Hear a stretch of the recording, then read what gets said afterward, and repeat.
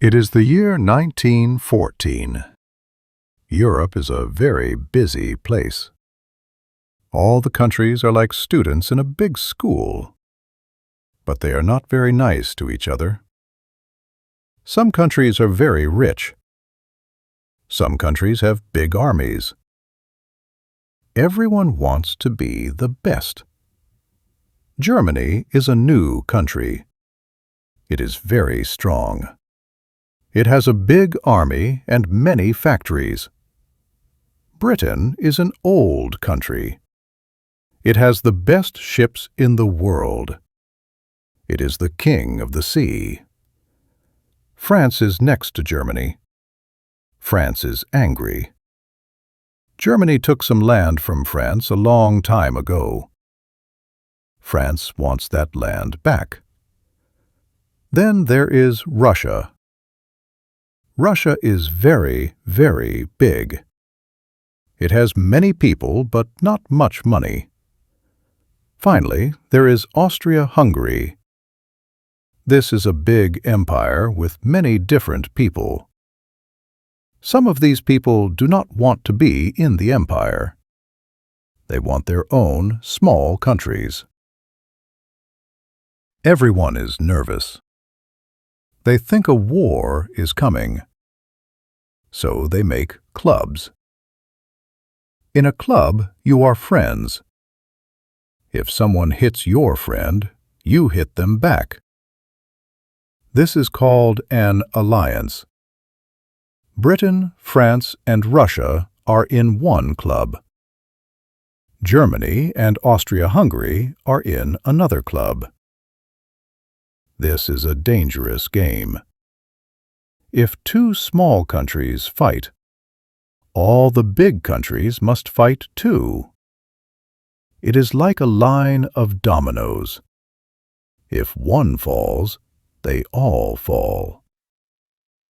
In a small place called Sarajevo, something happens.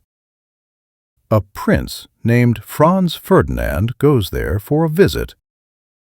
He is from Austria-Hungary. Some people in Sarajevo are very angry. They want to be part of a country called Serbia. They don't like the prince. A young man sees the prince in his car. He has a gun. He shoots the prince. Boom! The prince is dead. Austria-Hungary is furious. They look at Serbia and say, "This is your fault. Now we are going to attack you." Serbia is small. They call their big friend Russia. Russia says, "Don't worry, little friend. I will help you." Germany sees Russia moving its army. Germany says, "Hey, Russia, stop that. If you help Serbia, I will help Austria-Hungary." Russia does not stop. So Germany declares war on Russia. Then Germany looks at France. Germany knows France is friends with Russia. Germany says, "I should hit France first, then hit Russia." This is their big plan. It is called the Schlieffen Plan. But there is a problem. To get to France quickly, Germany must walk through a small country called Belgium. Belgium is neutral. Neutral means they do not want to fight anyone. They just want to stay at home and eat waffles. Germany says to Belgium, "Can we walk through your house to hit France?" Belgium says, "No." Germany says, "Too bad. We are coming anyway." When Germany enters Belgium, Britain gets very angry. Britain promised to protect Belgium. Britain says, "Germany, get out of Belgium now." Germany says, No. So Britain joins the war. Now almost everyone in Europe is fighting. Germany thinks the war will be fast. They think they can win in 6 weeks. But the French and British soldiers fight very hard. They stop the Germans at a river called the Marne. Now no one can move. Both sides are tired. They decide to dig long holes in the ground. These holes are called trenches. They dig and dig. Soon there are trenches from the sea all the way to the mountains. The war becomes very slow. The soldiers live in these holes. It is not a fun life. There is mud everywhere. There are rats. It is cold. Sometimes the soldiers try to run across the space between the holes. This space is called no man's land. But it is very dangerous. The other side has machine guns. These guns are very fast. Many men die, but the lines do not move. It is now Christmas 1914.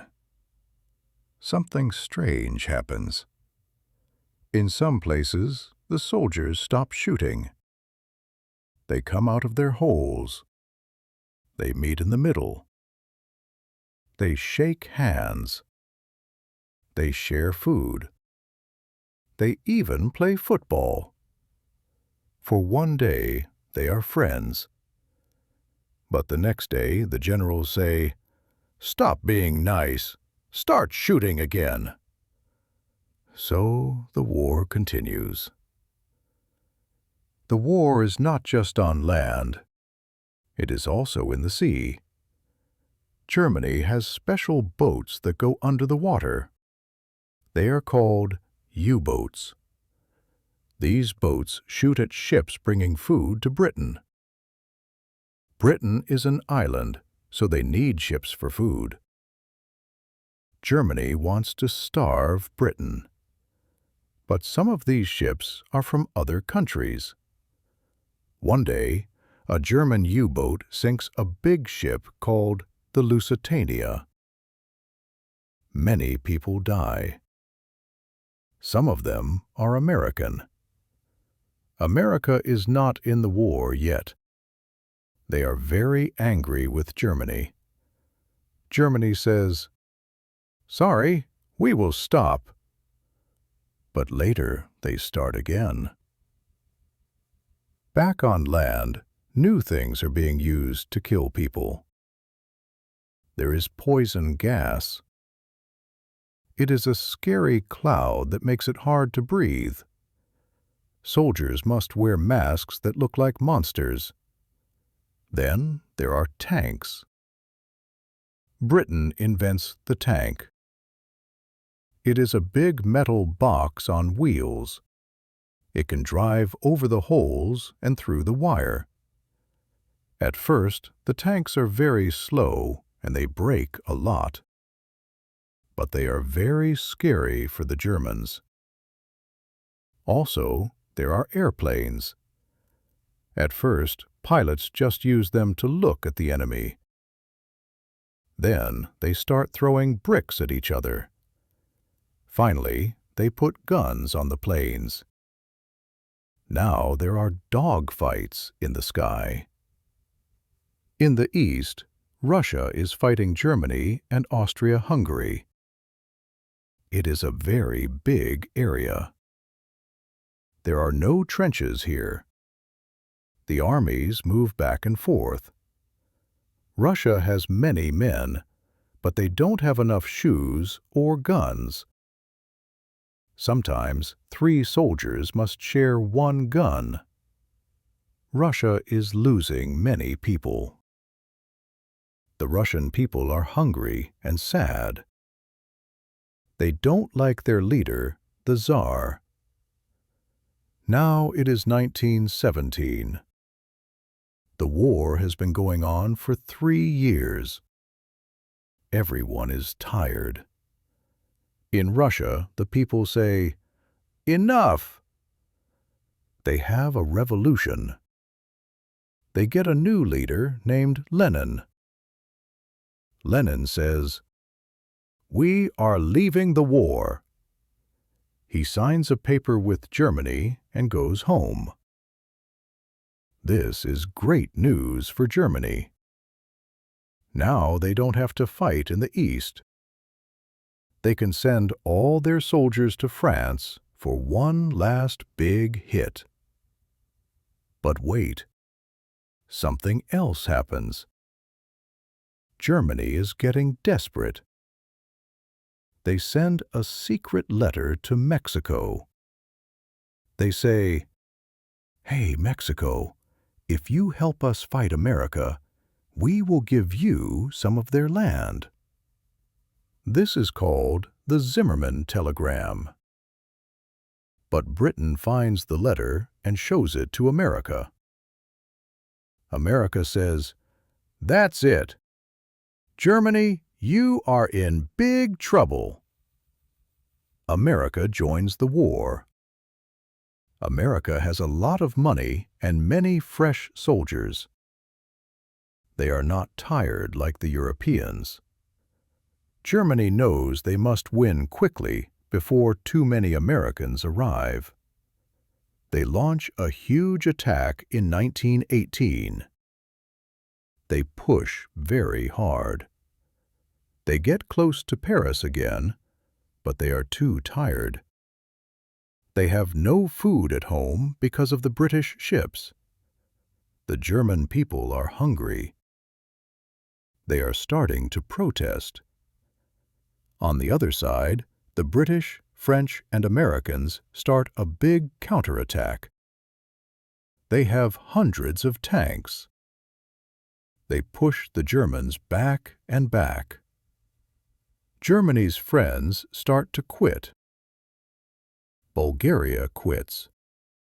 The Ottoman Empire quits. Austria-Hungary is falling apart. Finally, Germany is all alone. Their sailors refuse to fight. Their king, the Kaiser, runs away to the Netherlands.